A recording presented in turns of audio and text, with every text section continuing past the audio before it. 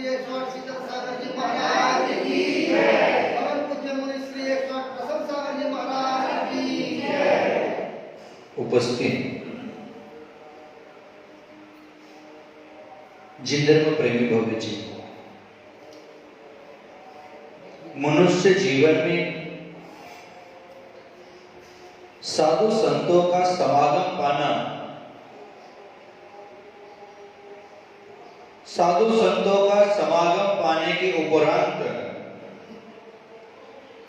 जिनेंद्र देव की वाणी का रसपान करने को मिलना, यह हमारे जीवन का सौभाग्य होता है।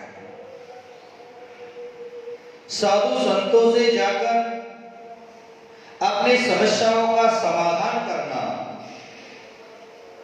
अपने में महत्व रखता है। साधु संतों के पास जाकर ऐसे सवाल पूछें कि जो अपने जीवन में परिवर्तन लाने के लिए समर्थ बन सके। नहीं तो साधु संतों के पास जाकर हम कुछ भी सवाल करते हैं। जैसे कोई व्यक्ति मेरे पास आया और सवाल किया कि महाराज, पागल व्यक्ति पागल क्यों है? वह दिन भर बोलता रहता क्यों है? इधर उधर भागता दौड़ता रहता क्यों है? तो इसका जवाब मैं क्या दूं? सीधा सा जवाब था कि वह आदमी पागल है, इसलिए दिन भर इधर उधर दौड़ता रहता है। वह आदमी पागल है, इसलिए दिन भर बोलता रहता है, न जाने क्या क्या क्रियाएं करता रहता है कि उसका पागलपन स्वयं उसमें है।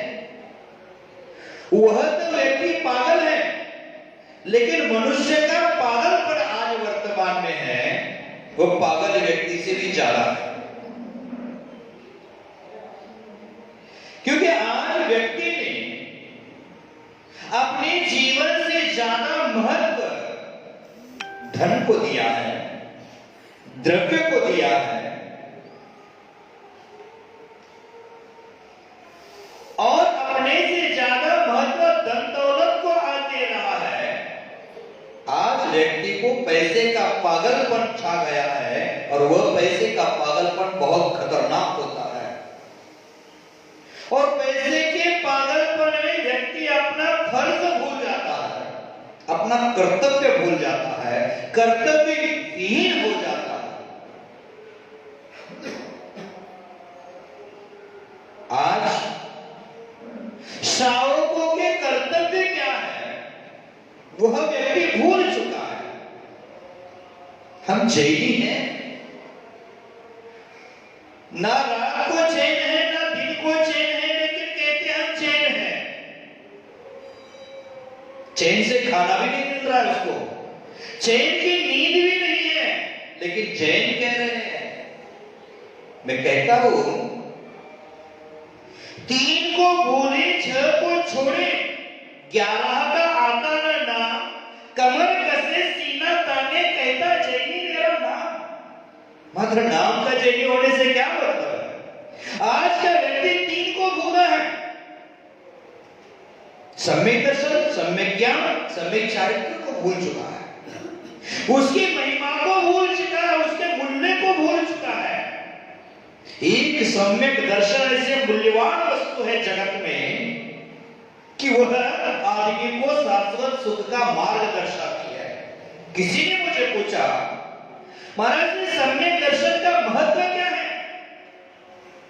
बहुत अनूठा महत्व है। जैसे एल्यूमिनियम होता है, उस एल्यूमिनियम से महंगा स्टील होता है, स्टील से महंगा पीतल होता है, पीतल से महंगा तांबा होता है, तांबे से महंगा चांदी होती है, चांदी से महंगा सोना होता है, सोने से महंगा अब बीच में प्लेटिनियम भी आता है, और सोने से महंगा हीरा भी होता है, रत्न भी होता है। सोने से महंगा रत्न है, और रत्न से भी महंगा सम्यक दर्शन है। आज आचार्य भगवान समंतभद्र स्वामी ने रत्नकंडक श्रावकाचार्य में कहा है कि सम्यक दर्शन का लाभ क्या है।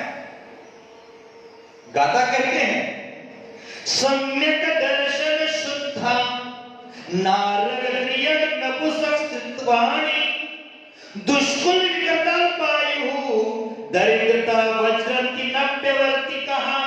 देखो क्या कहते हैं, जो शुद्ध सम्यक दृष्टि है वो नरक नहीं जाता है। शुद्ध सम्यक दृष्टि है स्त्री नहीं होता है। शुद्ध सम्यक दृष्टि है विकलांग नहीं होता है। शुद्ध सम्यक दृष्टि है नपुंसक नहीं होता है। शुद्ध सम्यक दृष्टि है दरिद्री नहीं होता है। एक सम्यक दर्शन के लाभ कितने हैं, लेकिन सम्यक दर्शन के मूल्य को हम भूल चुके हैं।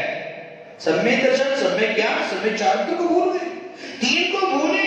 देव शास्त्र गुरु को हम भूले हैं। रोज मंदिर में आते हैं, इसका मतलब हमने देव शास्त्र गुरु को याद कर लिया, ऐसा नहीं होता है। देव शास्त्र गुरु के द्वारा जो मोक्ष मार्ग का उपदेश मिला है, आत्म उन्नति का मार्ग मिला है, उसको अपने जीवन में उतार लेना माने देव शास्त्र गुरु को याद कर लेना है। तीन को बोले, छह को छोड़े। श्रावकों के 6 आवश्यक क्रियाएं होती हैं, देव पूजा, गुरुपासी, स्वाध्याय, संयम, तप, दान छोड़ दी हमने। देव पूजा करना छोड़ दिया। क्यों? महाराज कोरोना की महामारी चल रही है, ठीक है, सुरक्षित रहना आवश्यक है। मैं ये नहीं कहता कि आपका जीवन खतरे में डाल दो, सुरक्षित रहना आवश्यक है। हमने कोरोना के कारण देव पूजा को छोड़ा, लेकिन दुकान का ग्राहक नहीं छोड़ा। वहां तो भी एक होकर बैठ रहे हैं, वहां असुरक्षित है, हम यहां सुरक्षित है, फिर भी हमने छोड़ा। 6 को छोड़े, 11 का आता ना नाम। 11 प्रतिमाएं होती है, दर्शन प्रतिमा, व्रत प्रतिमा आदि। वो 11 प्रतिमा का नाम भी मुझे याद नहीं है, लेकिन कमर कसे सीना ताने कहता जैनी मेरा नाम। ऐसा जैनी होने से क्या मतलब है? मात्र नाम जैनी लगाने से कोई जैनी नहीं होता है। तो आज व्यक्ति पैसे के पीछे पागल होकर अपने कर्तव्य को भूल चुका है, अपने फर्ज को भूल चुका है, और पैसे का पागलपन कर्तव्य को भूलने में समर्थ बनाता है। फर्ज निभाने के लिए पैसे के मोह को कम करना होगा। जिस धर्म में अपरिग्रह का गुणगान गाया गया, परिग्रह को पाप कहा गया, उस धर्म के लोग परिग्रह के पीछे पागल होकर भाग रहे हैं। तो उस परिग्रह का, उस पैसे का मोह हमें कम करना होगा। अभी मूल्य हम वर्तमान में मात्र पैसों को ही देते हैं। फर्ज तो कब निभा पाते हैं? जब फर्ज के मूल्य का एहसास हो जाता है, उसकी महत्वता को हम जान लेते हैं, तब हम फर्ज और कर्तव्य का पालन कर पाते हैं। पैसा अपना इतना मूल्य बढ़ा चुका है कि त्याग भी पैसे से और भोग भी पैसे से, दोनों ही इसकी शिकंजे में फंसे हुए हैं। धर्म भी आज वर्तमान में धन के आश्रित हो गया है। इस समाज में यह कोई पूछने वाला नहीं है दान देते समय कि आपने धन कैसे कमाया है, सही तरीके से कमाया है कि गलत तरीके से कमाया है, ये पूछने वाला ही कोई नहीं है। समाज आज वर्तमान में मात्र धन को पूछता है। अगर परमात्मा के मंदिर भी बना दिए जाए, उसकी उपरांत पंचकल्याण प्रतिष्ठा महोत्सव में होगा, तो उस समय ऐसा व्यक्ति परमात्मा के संस्कार करने के लिए आगे आ जाता है जिसने अन्याय से पैसा कमाया है, जो रात्रि भोजन तक का त्याग नहीं करता है, जिसने आलू प्याज नहीं छोड़ा है, ऐसा व्यक्ति भी सौधर्म मित्र बनकर कार्य करता है मात्र पैसे की गर्मी के कारण। तो 5-10 लाख रुपए खर्चा करता है, वह भगवान की प्रतिष्ठा में मुख्य पात्र बनता है, और पुनः 365 दिन में एक भी दिन मंदिर का दरवाजा नहीं लिखता है। वह व्यक्ति एक किनारे खड़ा होता है कि जो रोज धर्म कर रहा है, न्यायपूर्वक संपत्ति कमा रहा है, वो दूर खड़ा होता है। एक गरीब आदमी अगर धन दौलत के पीछे पागल हो तो हम समझ सकते हैं कि पापी पेट का सवाल है, तो रोटी के लिए वो धन के पीछे भाग रहा है। लेकिन जो धनवान है वो धन के पीछे पागल होकर भागता है, इसका जवाब मुझे आज तक नहीं मिला है, क्योंकि क्यों भाग रहा है। अमीर व्यक्ति भी गिर गिर कर नोट की गट्टियां बांध रहा है और सुबह दोपहर शाम पुनः पुनः उसको ही गिन रहा है, क्योंकि पैसा गिने बिना हमें संतुष्टि नहीं मिलती है। पागल व्यक्ति है, गरीब व्यक्ति है, वो धन के पीछे भाग रहा है।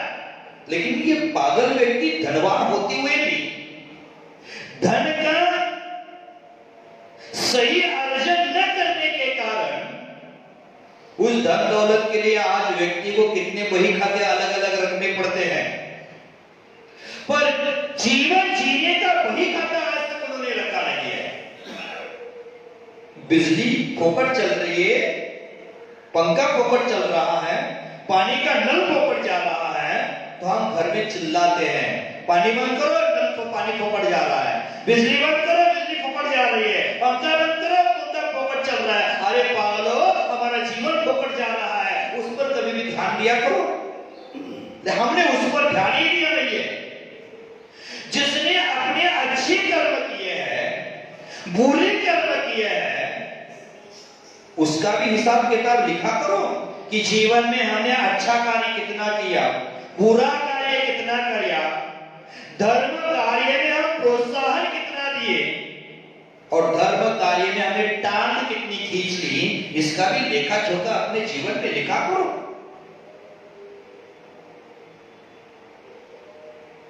आज वर्तमान में किसी को भी अपने जीवन की परवाह नहीं है, नहीं अपने जीवन के प्रति जागरूकता है। बस पैदा हो गया है क्योंकि माता पिता ने पैदा कर दिया है, बस जी रहा हो क्योंकि मरा नहीं हो। जैसे तैसे सुबह से शाम तक समय गुजार रहे हैं आज के लोग, कभी ताश खेलकर, कभी कैरम बोर्ड खोलकर, कभी शराब के ग्लास में डूबकर। मैं बार बार कहता हूं, नदी समंदर कुआं में डूबकर जितने लोग मरे नहीं, उससे भी कहीं अधिक ज्यादा लोग शराब के ग्लास में डूबकर मरे हैं। और बोलता क्या है, मुझे पीने का शौक नहीं, पीता हूं गम भुलाने को। अब गम भूलता है कि गम और गहरा हो जाता है। एक व्यक्ति महाराष्ट्र में घोड़े की रेस चलती है, एक व्यक्ति को मैंने देख लिया, घोड़े का मालिक था, शराब पीकर घूम रहा था। मैंने बोला शराब पी ली है तो मैं मेरे घोड़े को इतना खर्चा करता हूं, उसकी सेवा करता हूं, खाना खिलाता हूं, लेकिन आज वो हार गया, इसलिए मैंने शराब पी है। मैंने घोड़ा हार गया, शराब पी। कुछ दिन के बाद पुनः वो शराब पीता देखा गया, तो मैंने पूछा आज क्यों शराब पी है? तो घोड़ा मेरा फर्स्ट नंबर लेकर आया है, फर्स्ट प्राइज जीता है, इसलिए शराब पिया। मैंने गम में भी शराब पी रहा है, खुशी में भी शराब पी रहा है, अपने जीवन को बर्बाद कर रहा है कि अपने जीवन की परवाह ही नहीं उसको। कभी ताश खेलकर समय निकाल देता है,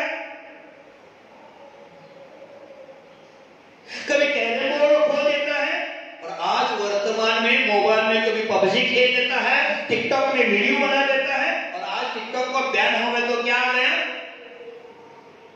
एमएस टकाटक खुश बच्चा सब आपको बोल देता है। मैंने कोई ना कोई ऑप्शन उसको निकल जाता है, उसमें हम समय बर्बाद कर देते हैं, लेकिन जीवन की परवाह नहीं हमें।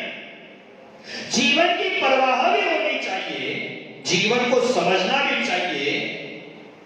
लोग के पास हजार बहाने बना लेते हैं, लोगों के पास हजारों पागलपन के कार्य हैं, जो अपने जीवन को मूल्य को समझ नहीं रहा है।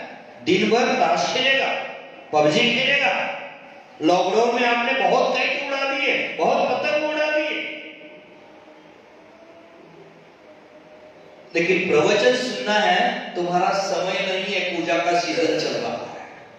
देखो लोगों के पास दुगना बहाना होता है।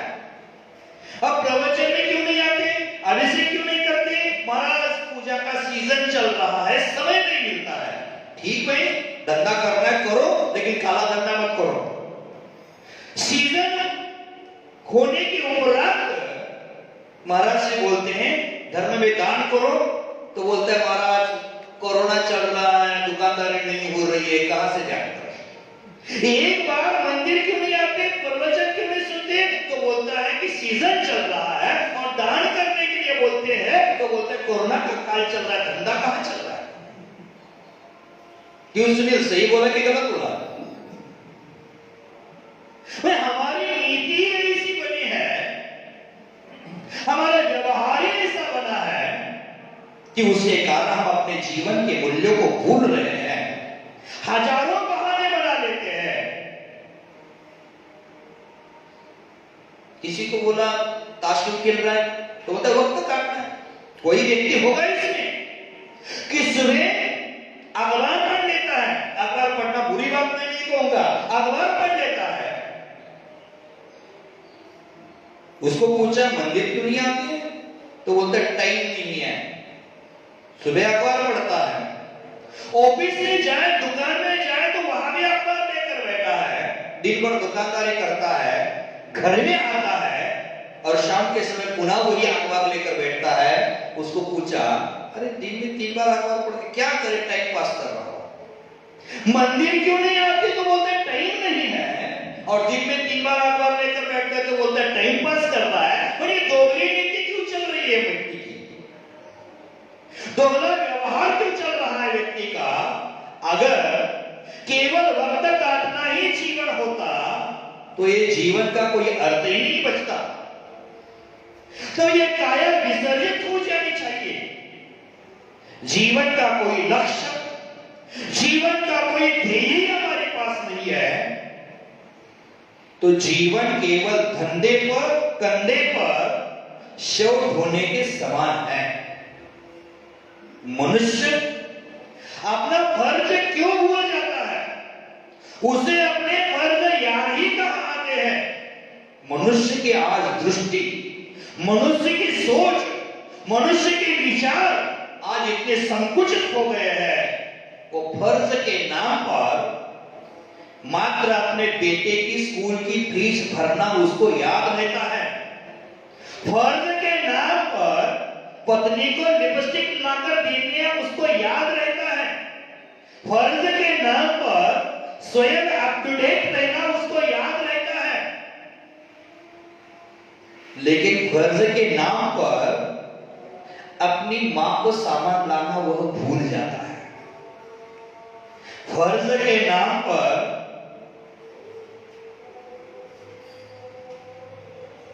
दुकान से लौटते समय अपने बच्चों को टॉफी लाना भूलता नहीं है, लेकिन घर में बूढ़े माँ बाप हैं, उनकी दवाई लाना जरूर भूल जाता है। फर्ज के नाम पर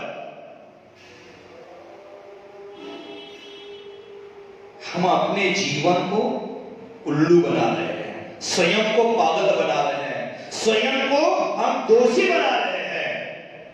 जब हम अपने पूरे परिवार के लिए अपने फर्ज निभाते हैं तो मानवता का भी एक फर्ज होता है, समाज का भी एक फर्ज होता है, उसको हमें जानना चाहिए, समझना चाहिए। आज वर्तमान का आदमी इतना संकुचित हो गया है, कोई भी मनुष्य मनुष्य नहीं रहा। हर मनुष्य पूरी तरह तितलियों की तरह इधर उधर भटक रहा है। मनुष्य का हृदय सागर की तरह विराट नहीं हो गया, मनुष्य का हृदय कीचड़ के भरे गड्ढे की तरह आज हो गया है। सड़ रहा है आदमी आज का उस कीचड़ के गड्ढे में। आदमी के मन में क्रोध आदि की दुर्गंध आ रही है, क्योंकि अपना हृदय सागर जैसा विशाल बनाना वो भूल गया है। अब तो हमें ये सोचना चाहिए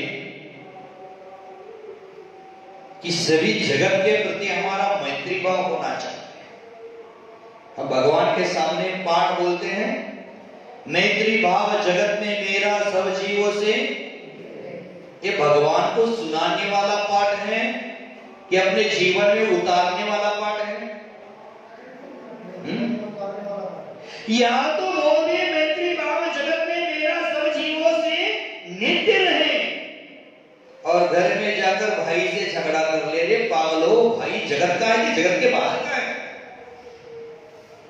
या बोले गुणी जनों को नीत हृदय में मेरे प्रेम उमड़ आ गई, लेकिन गुणी जनों को देखता है तो उसमें से दोष खोजना शुरू कर देता है।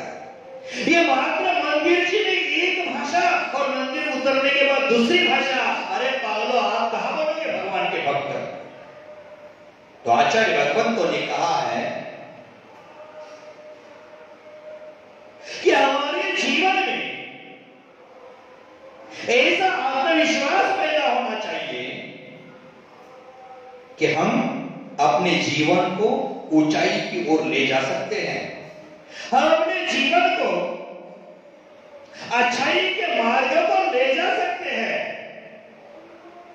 समझ लो, जो व्यक्ति दिन रात केवल धंधा और पैसे में लगा हुआ है, उनको भी ये कहना चाहता हूं कि जीवन कोई व्यवसाय नहीं है, जीवन कोई व्यापार नहीं है। जीवन के और भी बहुत सारे पहलू हैं। जीवन की और भी ढेर सारी खुशबुएं हैं। जीवन एक भावना भी है, जीवन एक कर्तव्य भी है, जीवन एक मजबूरी भी है, जीवन एक जिम्मेदारी भी है। जीवन को मूल्य दीजिए। आप चाहे जो भी अपने जीवन को जिस भी प्रकार से मूल्य दे सकते हैं, सम्मान दे सकते हैं, उसी प्रकार अपने जीवन को सम्मान दे। दूसरों को सम्मान देना तो बात की बात है, पहले स्वयं को सम्मान दे।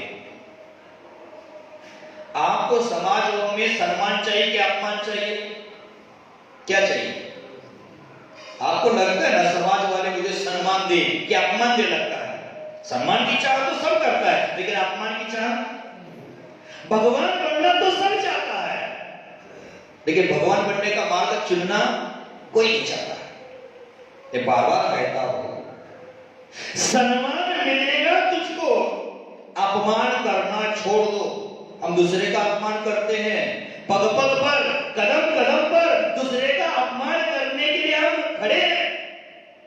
तो मैं कहता हूं, सम्मान मिलेगा तुझको, अपमान करना छोड़ दो। भगवान दिखेंगे तुझको, बस पाप करना छोड़ दो। हमें पाप करना छोड़ दिया तो भगवान से दूर नहीं है। भगवान जरूर दिखेंगे हमें, लेकिन हमें पाप करना छोड़ना चाहिए। पाप कौन सा है? क्या पाप है?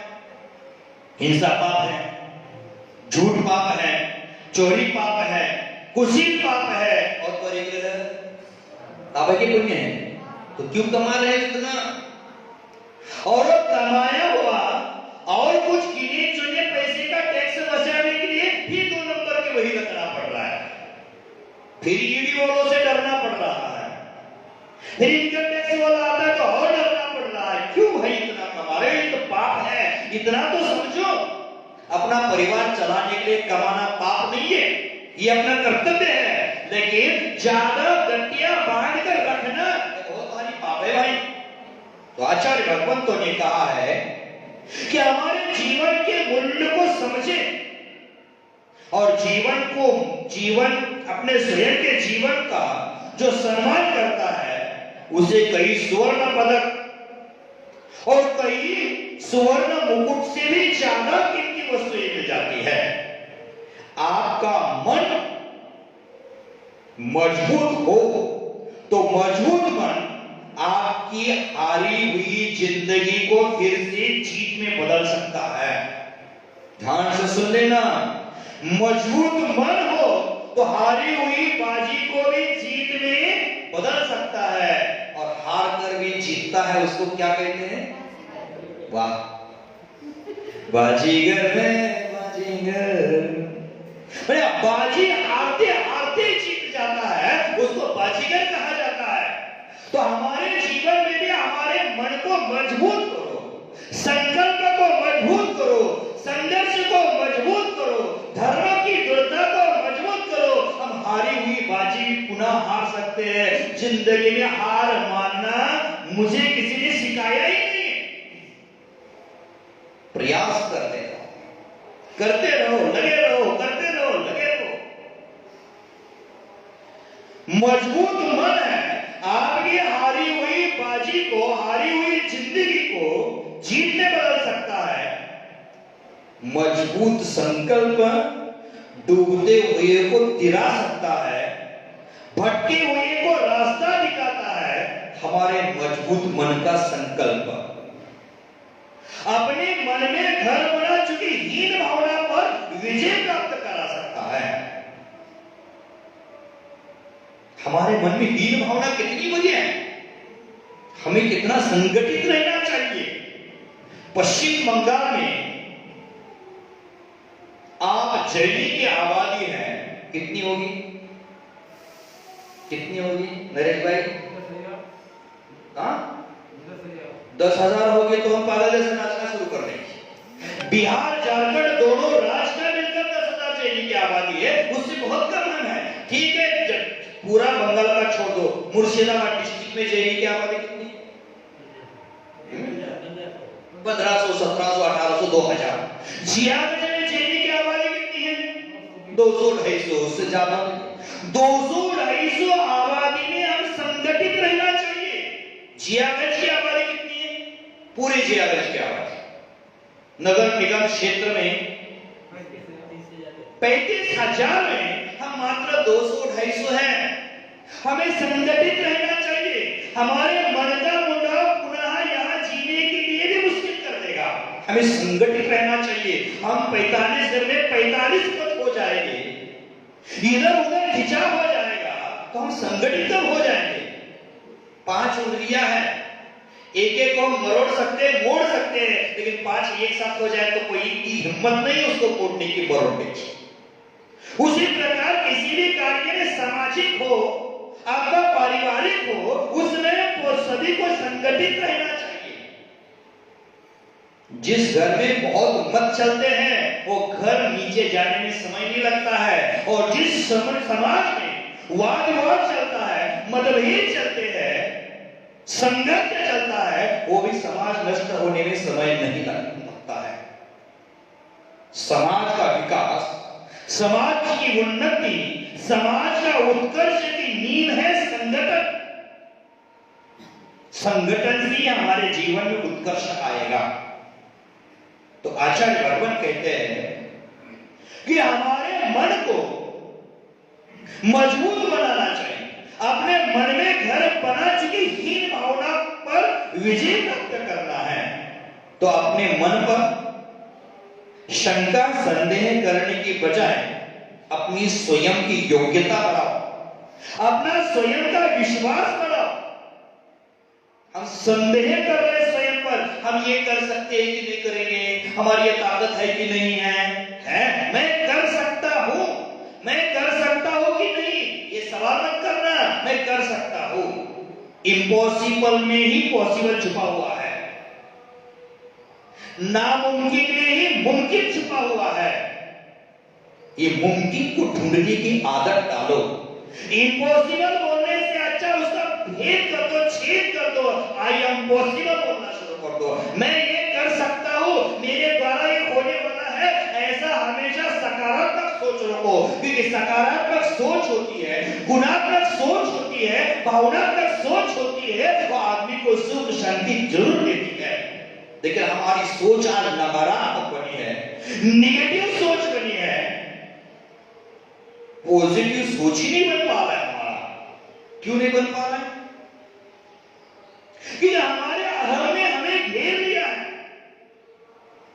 और जब अहम घेर लेता है, अहंकार घेर लेता है, तो व्यक्ति ना शास्त्र की बात मानता है, ना गुरु की बात मानता है, स्वयं के अहंकार में वो इतना गहरा कीचड़ में डूब जाता है कि वहां से उसको निकलना भी मुश्किल हो जाता है। कंस का जीवन किस लिए बर्बाद हो गया? रावण का जीवन किस लिए बर्बाद हो गया? कौरवों का जीवन किस लिए बर्बाद हो गया? मात्र अहंकार के कारण, अहम के कारण। और हम हमारे मन में कितना अहम पाल कर बैठे हैं, अहंकार पाल कर बैठे हैं, तो हमारा जीवन फूलों जैसे कैसे खिल सकता है, सूरज जैसे कैसे रोशनी दे सकता है, वो कभी नहीं दे पाएगा। तो हमारे जीवन में अहम का विसर्जन करना चाहिए, अहम का वमन करना चाहिए, तभी जाकर हमें शांति मिलेगी, तभी जाकर सुख मिलेगा, नहीं तो नहीं। हमारे मन में जो संदेह है उसको दूर करना है, हमारा विश्वास बढ़ाना है, हमारी क्षमता बढ़ाना है, हमारी योग्यता बढ़ाना है, तभी जाकर हम अपने जीवन में उत्कर्ष कर सकते हैं। हीन भावना के निर्माण में यह भी आधार बिंदु है कि हम अपनी क्षमता को बड़ा, योग्यता को आके कोई भी कार्य हो, पारिवारिक कार्य हो, सामाजिक कार्य हो, कर सकता हूं, होना है, मैं करूंगा, करने में मेरा सपोर्ट रहेगा। मैं कल भी कहा था, धर्म कार्य में कभी विरोध मत कर लेना, आप नहीं कर सकते तो शांति से रहना, लेकिन धर्म कार्य का विरोध मत कर लेना। इस अहम के कारण व्यक्ति का ना देव पर विश्वास है, ना शास्त्र पर विश्वास है, ना गुरु पर विश्वास है। कोई भी काम शास्त्र में कहा है तो हम कहते ना ऐसा तो नहीं होगा, आपका कौन भागी बनेगा? अरे शास्त्र झूठ बोल रहा है क्या? गुरु कहते, गुरु से क्या नहीं बन गए क्या हम? गुरु ने बात कही कि ये कार्य होना चाहिए, ये काम मंदिर में करो, तो ना, अरे गुरु के आदेश को, उपदेश को अपने जीवन में उतारना सीख लो।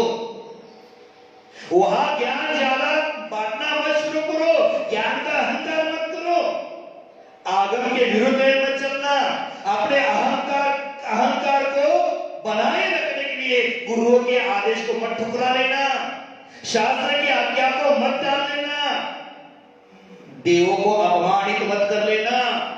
अपना अहम अपने जगह है, अहंकार के आड़ में हम देव, शास्त्र, गुरु का अनादर करेंगे तो उसका पाप हमें दुर्गति में जाकर भोगना पड़ेगा। ये मैं नहीं कहता, आगम कहता है। जैसे कहा है, जब सकई केरी, जब न सकई सप्तह। आचार्य भगवान कहते जो संभव हो अपने द्वारा पाल सके वो पाल दो, और जो पाल नहीं सकते उस पर भरोसा करो, विश्वास करो। हम जितना जानते हैं उस पर भरोसा करो, जो जानते नहीं है तो देव, शास्त्र, गुरु पर भरोसा करो और काम में आगे बढ़ो। लेकिन हम अपनी क्षमता को भूल चुके हैं। आज वर्तमान में धन के पीछे पागल होकर, अहंकार में आड़े आकर अपनी योग्यता को हम कम आंक रहे हैं। हमें भगवान बनने की शक्ति है, हम भगवान बन सकते हैं कब? जब अपनी योग्यता को हम पहचान लेते हैं तब। महावीर भगवान ऐसे ही महावीर नहीं बने, उन्होंने अपनी क्षमता को पहचान लिया, अपनी योग्यता पर भरोसा कर लिया, तब जाकर वो भगवान बने। हमें भगवान बनने की चिंता नहीं है, हमें धनवान बनने की चिंता है।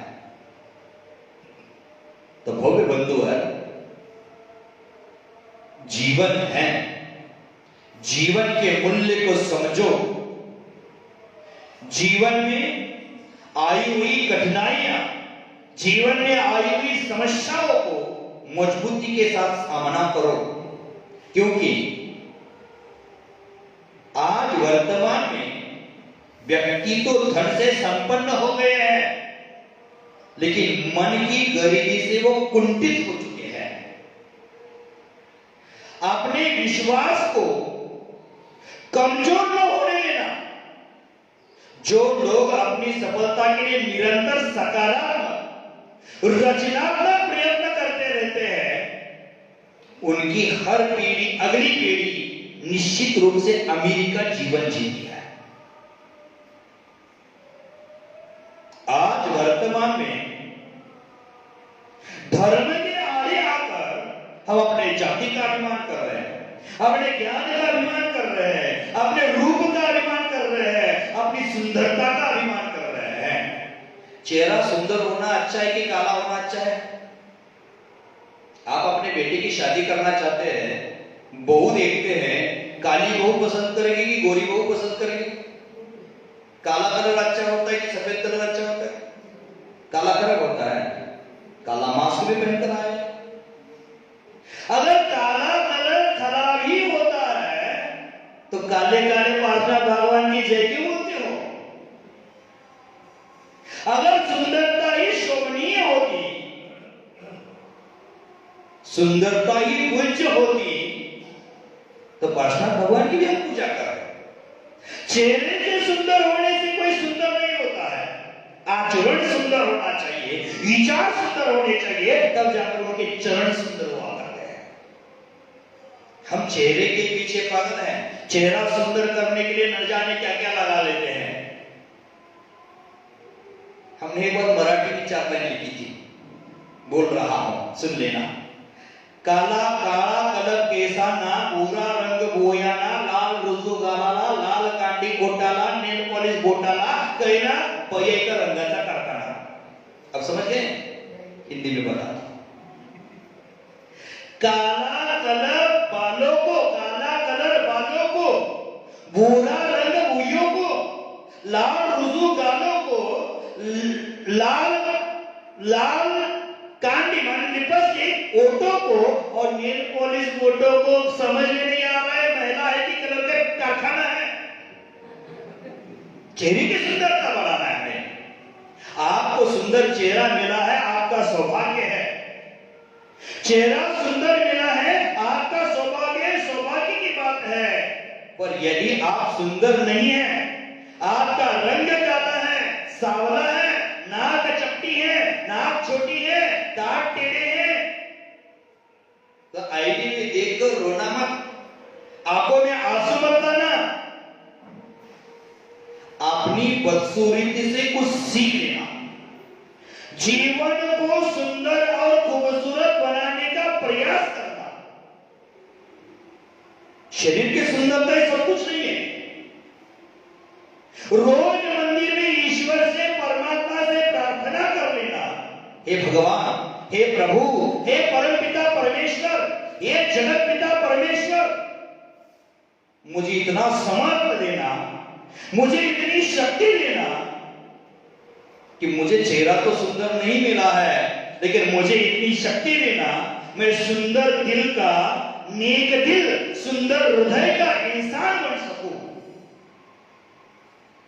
अगर आपने ऐसी कोशिश करनी प्रारंभ कर दी तो मैं दावे के साथ कहता हूं, वादे के साथ कहता हूं, आपकी बदसूरती, आपका कालापन, आपकी चपटी नाक, टेढ़ी नाक, टेढ़े दांत सब छुप जाएंगे और आपको जिंदगी में, जनमानस में लोकप्रियता मिलेगी। आप पॉपुलर बन जाओगे, समाज में मान सम्मान मिलेगा। मात्र आपको सुंदर हृदय का आदमी बनने का प्रयास करना है। हम बहिरंग की सुंदरता पर बहुत ध्यान देते हैं, ख्याल बहुत रखते हैं, लेकिन अपने हृदय की सुंदरता पर कोई ध्यान ही नहीं देता है। जैसे विकलांग लोग होते हैं, दिव्यांग लोग होते हैं, किसी न किसी वस्तु की कमी होती है, लेकिन सब कमियों के बाद भी व्यक्ति के अंदर में जो कर्मठता है, संघर्षशीलता है, कर्तव्य परायणता है, इन 3 कारणों के चलते उसको समाज में मान सम्मान मिलता है। आपके जीवन में पहली बात कर्मठता सीखो, दूसरी बात कर्तव्य परायणता, अपने कर्तव्य के प्रति जागृत रहो, अपने फर्ज के प्रति जागृत रहो और हमेशा संघर्ष करते रहो। माने संघर्ष अच्छाई के लिए करो। कहते हैं गधे से गधे मिले तो 2 लाख और ज्ञानी से ज्ञानी मिले तो 2 बाघ। संघर्ष ऐसा मत कर देना कि हमारे लिए 2 लाख खाना पड़े। संघर्ष ऐसा कर लेना कि हमारे ज्ञान का विकास हो जाए, समाज का विकास हो जाए, स्वयं का विकास हो जाए, परिवार का विकास हो जाए, ऐसा संघर्ष कभी छोड़ना नहीं। विरोध के लिए विरोध मत कर लेना, अच्छे कामों में सपोर्ट कर लेना और बुरे कामों में विरोध कर लेना। हाथी से भी चींटी लड़ने के लिए तैयार हो जाती है। आपने शास्त्र जी में सुना है, शेर से भी हिरनी लड़ती है, भिड़ती है अपनी बच्चों की सुरक्षा करने के लिए। उसी प्रकार अपने धर्म की सुरक्षा के लिए, धर्म के प्रभावना के लिए किसी से भी लड़ने बैठने के लिए तैयार हो जाओ, लेकिन धर्म की अप्रभावना जब हो रही है तो शांत रहना सीखो। वहां मत संघर्ष करो, वहां लड़ो भिड़ो मत। प्रभावना करना है धर्म की, वहां हमें संघर्ष करना है। चलो करो, ऐसे अच्छा से करो, लेकिन जहां बुराई हो रही है तो वहां खड़े होकर बोल देना, समाज के बीच में बोल देना आप गलत कर रहे हैं। और अच्छा हो रहा है, भले अपना दुश्मन क्यों ना हो, लेकिन बोल रहा आप अच्छा काम कर रहे हो, उसके पीठ पर हाथ रख लेना, उसको 100 हाथी की ताकत मिल जाती है, नहीं तो हमारा जीवन बर्बाद हो जाता है। तो कहने जा रहा था कि कर्मठता, संघर्षशीलता और कर्तव्य परायणता हमारे जीवन में आनी चाहिए। जीवन में ऐसी बहुत घटनाएं घटती है कि वहां हमारी कर्मठता की परीक्षा होती है, हमारी संघर्षशीलता का परीक्षा होता है, हमारे कर्तव्य की परीक्षा होती है। हमारा जीवन मात्र जैन कुल में उत्पन्न हुए इसलिए महान नहीं है। महान जीवन तो उसका हुआ करता है जिसके जीवन में उन्होंने कर्तव्य परायणता, संघर्षशीलता और कर्मठता सीख ली है। जो सुंदर कार्य करे वही सुंदर जीवन का मालिक बनता है। वक्त उन्हीं लोगों को याद रखता है जो अपने जीवन में कुछ कर दिखाने का हुनर रखते हैं। नहीं तो मरने के बाद मर गए हैं 8-10 दिन याद करेंगे लोग बाद में, आज हम कितना पागल हो गए हैं, पैसा का गर्मी इतना हो गया हमारा, दुख में है कि सुख में है ये भी समझ नहीं पा रहे हैं, दुख में है कि आनंद में है समझ नहीं पा रहे हैं। मरण का घर तीसरे दिन से शादी का घर बन जाता है, रसोईया हलवाई आ जाता है और लड़की लोग मेनू फाइनल करना शुरू कर देती है, और माँ बाप गुजर गया है, माँ बाप गुजर गए हैं और तीसरे दिन से घर में मिठाई बन रही है। अरे पागलों, कहां का दुख है, दुख में भी आनंद का माहौल बना रहे हो। तो आचार्य भगवंतों ने कहा है कि हमारे वही याद रखता है जो कुछ कर गुजरने की हिम्मत रखता है। आप अपने जीवन में जो घर बना चुकी निराशा है उसको हटा करके मन में आशा के दीप जला लेना। निराशा है वो हमारी शांति का हरण कर लेती है, प्रसन्नता की हत्या कर लेती है। इसलिए हमेशा आशा के दीप जलाए रखना। आशा, पॉजिटिव सोच हमारे जीवन को प्रकाशमयी बना देती है। वह व्यक्ति आत्मगौरव के मुकुट को धूल मिश्रित कर देता है जो व्यक्ति निराशा का सामना करता है। निराशा पैदा होने का अर्थ यही है कि हमारी प्रगति पुस्तक में रुकावट आना। बच्चों का होता है ना प्रगति पुस्तक, क्या बोलते हैं उसको, मंत्री टीचर लोग लिख कर देते कितना उसमें प्रगति कर लिया, प्रगति कार्ड, मराठी में प्रगति कार्ड बोलते हैं, समझ लेना आप जो समझना चाहिए।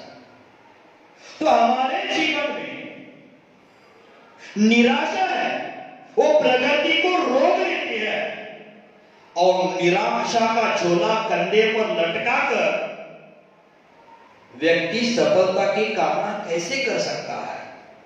निराशा का झोला तो उतर कर रखना पड़ेगा। निराशा का झोला लेकर सफलता की कामना करना मूर्खता है। मैं बार बार कहता हूं, उम्मीद वक्त का सबसे बड़ा सहारा है। उम्मीद मत हार लेना। उम्मीद वक्त का सबसे बड़ा सहारा है। अगर हौसला हो तो हर मौज किनारा है। संसार आशा और उम्मीद के बल पर तो चलता है। आशा का दीप जलाए रखे तो अंधेरे में उम्मीद की रोशनी जग जाती है। अगर हौसला हो तो किनारे पर तो किनारा है ही, हर लहर को भी एक किनारा बनाया जा सकता है। हमारे जीवन में आशा और उम्मीद का चिराग जलाए रखो। उत्साह और आशा के साथ जो भी काम करना है वो काम करो। निराशा से लिखी हुई व्यक्ति की हर बात मरने को प्रेरणा देती है, और उत्साह के साथ लिखी हुई हर बात महाकाव्य बन जाती है। जैसे निराशा के साथ लिखा हुआ पेपर सुसाइड नोट कहा जाता है। जब आत्महत्या करता है, आत्मघात कर लेता है, तो क्या करता है, कोई नोट्स लिख कर रखता है। टीवी चैनल वाले ने 6 महीना एक ही बात चलाई, suicide note, suicide note, suicide notes. ये निराशा में लिखी जाती है, और निराशा में लिखा हुआ शब्द है